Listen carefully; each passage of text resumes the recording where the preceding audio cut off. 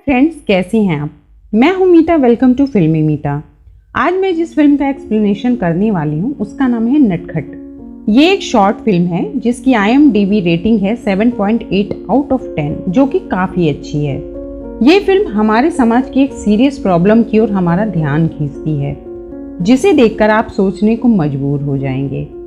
आइए फिल्म शुरू करते हैं, पर इससे पहले आप चैनल को सब्सक्राइब करना ना भूलें और बेल आइकन को जरूर प्रेस कर लें।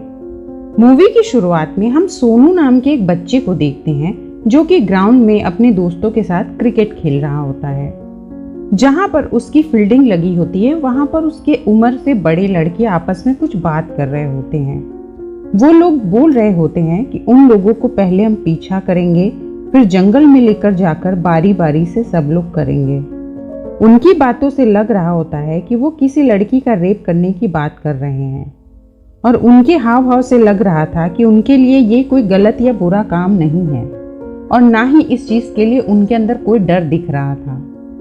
यह सब बातें वहां खड़ा छोटा सा बच्चा सोनू सुन रहा होता है। नेक्स्ट सीन में हम एक स्कूल को देखते हैं जहां छोटी बच्चियां आराम से अपना लंच कर रही होती हैं। तभी वहां एक शैतान बच्चा बीरू आकर उनकी चोटी पकड़कर खींचने लगता है और उनको परेशान करने लग जाता है। तभी वहां रेशमा नाम की एक बच्ची उसे जोरदार थप्पड़ लगा देती है। अब इसके बाद हम देखते हैं कि सोनू अपनी क्लास में पढ़ रहा होता है। तभी एक बच्चा उसे बाहर बुला कर लेकर जाता है। सोनू जब बाहर जाता है तब उसे पता चलता है कि बीरू ने उसे बुलवाया था। अब बीरू उससे पूछता है कि जब तुम ग्राउंड में खेल रहे थे तो उन बड़े लड़कों ने भूसा और दोरा लोग क्या बातें कर रहे थे और तुमने उनकी क्या बातें सुनी। अब इन बच्चों ने भी वैसे ही रेशमा के साथ करने का प्लान बना लिया था जैसा सोनू ने भूसा और दोरा की बातें सुनी थी। जब रेशमा स्कूल से अपने घर जा रही होती है तो बीरू उसे अपने दोस्तों के साथ मिलकर उसे पकड़ लेता है और फिर जंगल ले जाता है। रेशमा चीख रही होती है, चिल्ला रही होती है, पर वो लोग उसे पकड़कर रखे होते हैं। आप जब इस सीन को देखेंगे तो सोचने पर मजबूर हो जाएंगे कि इतने छोटे छोटे बच्चे ऐसा काम कैसे कर रहे हैं। फिर बीरू एक बड़ी सी कैंची निकालता है और सोनू से पूछता है कि आगे और क्या करना है। सोनू कहता है कि आगे का उसे नहीं पता, क्योंकि जब भूसा ने उसे भगा दिया था। तब बीरू रेशमा की चोटी काटने के लिए आगे बढ़ता है और सोनू को उसकी हेल्प करने को कहता है। फिर बीरू रेशमा को धमकी देने लगता है कि आज के बाद मुझ पर हाथ उठाया, कुछ भी किया मेरे साथ तो मैं तुम्हारी चोटी काट दूंगा। छोटी बच्ची रेशमा रोने लगती है। वो गिड़गिड़ा कर कहने लगती है कि वो ऐसा कभी नहीं करेगी और उससे माफ़ी मांगने लग जाती है। बीरू फिर उसे धमकी देकर छोड़ देता है और रेशमा वहाँ से अपनी जान बचाकर भाग जाती है। अब हम नेक्स्ट सीन में देखते हैं कि सोनू अपने घर जाता है, जहाँ घर में घुसते ही उसे उसकी दादी मिलती है। फिर वो अपनी माँ को ढूंढने लगता है तो उसकी माँ उसे गोद में उठा लेती है और पूछती है कि आज मेरे नटखट लाला ने स्कूल में क्या पढ़ाई की। पर सोनू ज़्यादा कुछ बता नहीं पाता, क्योंकि वो पढ़ाई के बदले कुछ और ही काम कर रहा था। फिर सोनू अपनी माँ से कहता है कि माँ आज मेरे लिए जलेबी बना दो। तो माँ कहती है कि जलेबी सिर्फ साफ सुथरे बच्चों को ही मिलती है, इसलिए जाओ पहले नहा कर आओ। इसके बाद हम नेक्स्ट सीन में परिवार के मर्द को देखते हैं जो सब बैठकर खाना खा रहे होते हैं, जिसमें सोनू के पिताजी, उसके दादाजी और चाचा भी होते हैं। वहीं सोनू की माँ सबको खाना परोस रही होती है। वो सब अपने बिजनेस की बात कर रहे होते हैं, जिस पर सोनू के चाचा बता रहे होते हैं कि MLA मैडम को घूस देने का चार्ज बढ़ गया है, पर हम आज उनके ऑफिस जाकर धरना दे दिए और उन्हें अच्छे से समझा दिए। जिस पर सोनू के पापा कहते हैं कि उनके पास MLA मैडम का फ़ोन आया था और वो काफ़ी चिल्ला रही थी। अब दादाजी अपने छोटे बेटे को उसके काम के लिए शाबाशी देते हैं और अपने बड़े बेटे को ताना मारने लगते हैं कि कुछ सीखो अपने छोटे भाई से, तुमने तो कभी इतनी हिम्मत नहीं दिखाई थी।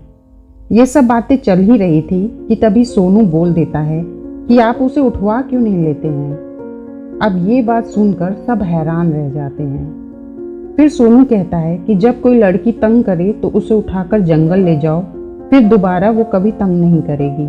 नहीं, हमारे स्कूल की वो लड़की रेशमा फुदक रही थी तो हमने आज उसे उठवा लिया और अब वो सही हो गई। सोनू के पापा ये सब सुनकर एकदम गुस्सा हो जाते हैं और उसे मारने के लिए आगे बढ़ते हैं, लेकिन तभी दादाजी उसे रोक देते हैं, ये कहकर कि लड़का है, हो जाता है, जाने दो। ये सारी बातें सोनू की माँ किचन से सुन रही होती है। अब रात होने पर सोनू की माँ सोनू से पूछती है कि तुमने खाने के टाइम जो बात करी थी, तो तुमने आज स्कूल में ऐसा क्या किया? जिस पर सोनू उन्हें बताने लगता है कि रेशमा नाम की एक लड़की ने आज स्कूल में बीरू को थप्पड़ मार दिया। अब भला ऐसा कहाँ होता है कि कोई लड़की लड़के को थप्पड़ मार दे? वो बस लड़कियों की चोटी ही तो खींच रहा था, इसलिए हमने आज उसे उठवा लिया, फिर उसे जंगल ले गए। अब देखना वो हमें कभी भी परेशान नहीं करेगी। ये सब बातें सुनकर उसकी माँ बहुत परेशान हो जाती है कि उसका बेटा ये किस राह पर जा रहा है। तभी सोनू नोटिस करता है कि उसकी माँ के गले पर चोट का निशान है। वो माँ से पूछता है कि ये चोट उन्हें कैसे लगी, तो माँ उसे मजाक में बोलती है कि शायद मेरे नटखट लाला ने कोई शैतानी करी है, तभी ये चोट लग गई है। और वो ऐसा कहकर अपनी चोट के निशान की बात टाल देती है। फिर वो कहती है कि आज मैं तुम्हें बहुत मज़ेदार कहानी सुनाती हूँ, जिसमें कि एक रुद्र नाम का राजा रहता है। वो बताती है कि बहुत साल पहले एक राजा था जिसका नाम रुद्र कुमार था। उसकी एक प्यारी सी बेटी थी जिसका नाम उर्मी था। राजा रुद्र अपनी बेटी से बेहद प्यार करता था और अपनी प्रजा का बहुत ख्याल रखता था, लेकिन वो पंछियों से बहुत ज़्यादा नफरत करता था। इसलिए उसने राज्य में घोषणा करा दी थी कि जो भी पंछियों को मारेगा उसे इनाम दिया जाएगा, जिसके बाद जो भी इंसान जितने ज़्यादा पंछियों को मारता उसे उतना ही बड़ा इनाम दिया जाता था। इस वजह से आसमान में कहीं एक भी पंछी नजर आ जाए तो उस पर कई सारे तीर चल जाते थे। जिस पर सोनू की माँ सोनू से पूछती है आखिर राजा पंछियों से इतनी नफरत क्यों करता था। तब माँ बताती है कि एक दिन राजा के दरबार में पंछियों का झुंड आया और वो राजा से पूछते हैं कि जिस भगवान ने आपको बनाया है उसने हमें भी बनाया है, तब आप हम पंछियों से इतनी नफरत क्यों करते हैं। जिस पर राजा कहता है कि तुम लोग इतने कमज़ोर हो, तुम लोग अपने आप को हमारे बराबर कैसे मान सकते हो। मेरे भगवान तुम जैसे कमज़ोर लोगों को कभी नहीं बना सकता। ये कहकर राजा अपने सिपाहियों से उन पर तीर चलाने को कह देता है। कुछ चिड़ियाँ उड़ जाती हैं, लेकिन कुछ चिड़ियाँ मारी जाती हैं। इसी कहानी के बीच में सोनू की ज़िंदगी दिखाई जाती है कि वो कैसे धीरे धीरे लोगों से गलत काम करना सीख रहा होता है। वो अब गलत संगति में आकर गलत राह पर चलने लगा था। जो कहानी माँ सुना रही है वो कंटिन्यू नहीं होती है, वो हर रात उसके आगे की कहानी सुनाती है। वो बताती है कि अब पंछियों के झुंड ने फैसला कर लिया है कि अब वो वहाँ से चले जाएंगे। इसके बाद राज्य का पूरा आसमान खाली हो गया और वहाँ से सारे पंछी चले गए। अब पंछियों के चले जाने के बाद राज्य में चूहों की तादाद बढ़ने लगी। राज्य के हर रास्ते में, खेत में बस चूहे ही चूहे हो गए थे। अगले दिन राजा देखता है कि उसकी बेटी काफ़ी ज़्यादा बीमार हो गई है और उसकी हालत खराब होती जा रही है। उसने अपने राज्य के वैद्य जी को भी दिखाया, पर दवा का कोई असर नहीं हुआ और उसका बुखार बढ़ता चला गया। सोनू फिर से नोटिस करता है कि माँ के सिर पर चोट लगी हुई है, तो वो फिर से उनसे इस बारे में पूछता है, जिस पर माँ कहती है कि ये तुम्हारी वजह से हुआ है। सोनू कहता है कि माँ मेरी वजह से कैसे? तो माँ फिर से हंसकर कह देती है कि जरूर मेरे नटखट लाला ने आज भी कोई शैतानी की होगी, तभी ये चोट लग गई है। अब वो आगे की कहानी सुनाती है कि राजा दिन रात भगवान के सामने हाथ जोड़कर प्रार्थना करने लगा, तो आखिरकार भगवान उसके सामने प्रकट हो गए। वो रो रो कर भगवान से कहने लगा कि मैंने जिंदगी भर आपकी पूजा की है, मैं एक अच्छा राजा और अच्छा पिता भी हूँ, तो मेरे साथ ऐसा क्यों हो रहा है। तो भगवान कहते हैं कि तेरी बेटी तेरे कर्मों के कारण बीमार है। वो कहते हैं कि जिन पंछियों को तूने अपने राज से मार मार कर भगा दिया वो भी तो मेरी ही रचनाएं हैं और उन्होंने मुझसे प्रार्थना की, इसलिए मैंने तुम्हें श्राप दिया है। भगवान की ये बातें सुनकर राजा को बहुत गुस्सा आता है। वो कहता है कि आप ऐसा कैसे कर सकते हैं, ऐसे कमज़ोर जीव आप कैसे बना सकते हैं, और अगर ये सच है तो आप मेरे भगवान नहीं हैं। अब राजा को अपने भगवान पर ही विश्वास नहीं रह गया। तो उसके श्राप को भी वो नहीं मानता, जिससे राजा और ज़्यादा घमंडी और हिंसक हो जाता है। और वो सोचता है कि इस बीमारी को ख़त्म करना है तो सारे चूहों को मारना पड़ेगा। इसलिए अब वो पूरे राज्य में ऐलान कर देता है कि जो जितने चूहे मारेगा उसे उतना ही ज़्यादा इनाम मिलेगा। इनाम के चक्कर में रातों रात लोग खूब चूहे मारते हैं और अगले दिन तक पूरे राज्य में बदबू फैल जाती है। अब सोनू फिर से नोटिस करता है कि माँ के गाल पर चोट लगी हुई है, तो वो उनसे पूछता है कि अब ये चोट कैसे लग गई, जिस पर माँ उदास होकर कहती है कि शायद फिर से मेरे नटखट लाला ने शैतानी की होगी। सोनू कहता है कि मैंने क्या किया माँ, तो माँ हल्का सा मुस्कुरा देती है और कहानी कंटिन्यू करती है। वो बताती है कि इतने सारे चूहों के मरने के बाद वहाँ कई बीमारियाँ फैलने लगी और वहाँ और भी कई तरह के कीड़े पैदा हो गए और वहाँ की फसल खाने लगे, जिससे कि राज्य में सूखा पड़ने लगा। अब एक दिन सोनू पानी पी रहा होता है, तभी वो देखता है कि उसके पिताजी उसकी माँ के साथ ज़बरदस्ती कर रहे हैं और उसे खूब मार पीट रहे हैं। ये सब देखकर सोनू एकदम डर जाता है और वहाँ से भाग जाता है। वहीं पास में उसकी दादी लेटकर ये सब कुछ देख सुन रही होती है, पर वो ऐसे लेटी है जैसे कुछ हुआ ही नहीं हो। आगे माँ बताती है कि अब उर्मी की हालत और भी ज़्यादा बदतर होने लगी थी और उसका बुखार बढ़ता ही जा रहा था। अब सोनू देखता है कि माँ का पूरा चेहरा सूजा हुआ था और पूरे चेहरे पर मार खाने के निशान हैं। इस बार वो माँ से चोट के बारे में नहीं पूछता है, क्योंकि उसे पता चल गया था कि ये चोट के निशान कैसे लग जाते थे। फिर माँ सोनू से पूछती है कि बताओ कि उर्मी की ऐसी हालत का जिम्मेदार कौन था, और आज भी मेरे नटखट लाला ने कोई शैतानी की है तभी ये चोट मुझे लगी है ना? सोनू रोते हुए कहता है कि राजा रुद्र की वजह से उर्मी मर रही थी और मैंने कोई शैतानी नहीं की है माँ। जिस पर माँ अपनी चोट को छूते हुए कहती है कि तुमने शैतानी की है तभी ये निशान है। अब सोनू रोते हुए अपनी माँ को गले लगा लेता है और उनसे माफ़ी मांगने लगता है और कहता है कि मैं अब कोई शैतानी नहीं करूँगा और कभी भी कोई गलत काम नहीं करूँगा। अब यहाँ पर हमें पता चलता है कि जब भी सोनू कोई शैतानी करता था और उसके पिताजी को पता चलता था तो वो अपना सारा गुस्सा सोनू की माँ पर निकालते थे, उसे मारते पीटते थे। इसलिए सोनू की माँ कहती थी कि जरूर मेरे नटखट लाला ने कोई शैतानी की होगी, तभी ये चोट के निशान हैं। और अब ये सारी बातें सोनू को समझ आ गई थी, इसीलिए वो अपनी माँ से सॉरी कहता है और कभी भी कोई भी शैतानी करने से मना करता है।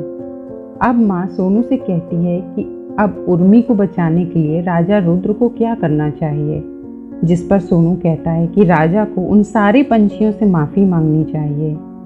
तो उसकी माँ कहती है कि सिर्फ माफ़ी मांगने से कुछ नहीं होने वाला, क्योंकि राज्य में अब भी बीमारी फैली हुई थी और अब भी सूखा पड़ा हुआ था। तब सोनू कहता है कि राजा को उसके लिए मेहनत करनी चाहिए, राज्य में हरियाली लानी चाहिए, तभी कुछ सुधर पाएगा। वहीं हम देखते हैं कि अब सोनू पूरी तरह से बदल चुका था और अब वो जितनी भी गलत काम करता आ रहा था वो सब छोड़ चुका था। माँ कहती है कि राजा ने भी ठीक यही किया, वह खेत में उतर गया, उसने बीज बोए।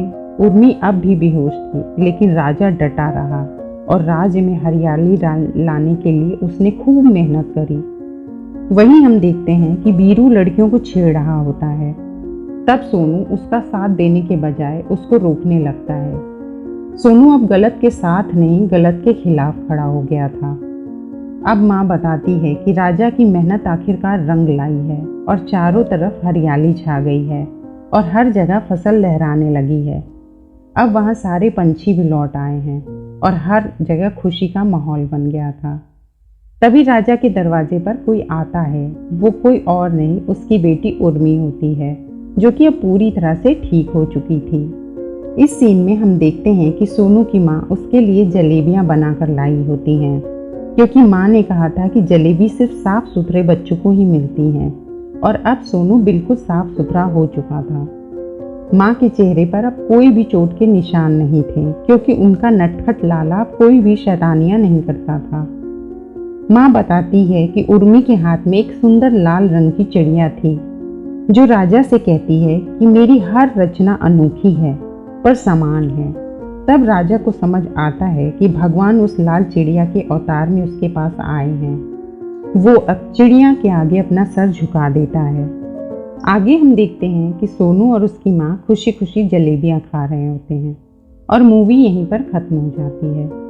तो दोस्तों, आपने देखा कि बचपन में यदि सही संगति ना मिले तो आप कैसे गलत रास्ते पर चले जा सकते हैं। सोनू इतनी छोटी सी उम्र में इतने बुरे से बुरे काम सीखने लग गया था। उसे सिखाने वाले लोग कोई और नहीं बल्कि उसके आसपास के ही और परिवार के लोग ही थे। उसे लड़का होने पर कुछ भी करने की आज़ादी दे दी गई थी। ये एक ऐसे गांव की कहानी है जहां लड़कियों को इज्जत नहीं दी जाती थी और उन्हें छेड़ना और मारना बहुत आम बात है। ये सिर्फ इस फिल्म में ही नहीं बल्कि अक्सर हमारे सभ्य समाज में आपको ये देखने को मिल जाता है। लड़कियां और औरतें समाज और परिवार के दबाव की वजह से अपने ऊपर हो रहे जुल्म को बर्दाश्त करती रहती हैं और अगर कोई उनके खिलाफ आवाज़ उठाने की कोशिश भी करती है तो उसको मार पीट कर धमकाकर उसकी आवाज़ को दबा दिया जाता है। यहाँ तक कि उसके खुद के परिवार वाले भी उनका साथ नहीं देते हैं। यहाँ पर माँ ने जो कहानी सुनाकर सीख देने की कोशिश की है वो सिर्फ सोनू के लिए ही नहीं थी बल्कि सारी माँओं और उनके बेटों के लिए भी थी, क्योंकि हमारे समाज में जो भी औरतों पर अपराध होते हैं उन्हें वो अपराधी अपने आसपास के लोगों से ही सीखते हैं, जिनसे धीरे धीरे वो अपराधी बन जाते हैं। हमें अगर बेहतर समाज बनाना है तो अपनी आने वाली पीढ़ी को अच्छी तरह से अच्छी बातें सिखानी होंगी, खासकर ये कि लड़की कोई वस्तु नहीं होती है, उसको पूरा सम्मान देना चाहिए। ये वीडियो यहीं पर समाप्त होता है। चैनल को सब्सक्राइब करना ना भूलें, ज़रूर कर लें और वीडियो पसंद आया हो तो लाइक शेयर कमेंट ज़रूर करें। Thanks for watching. Bye bye.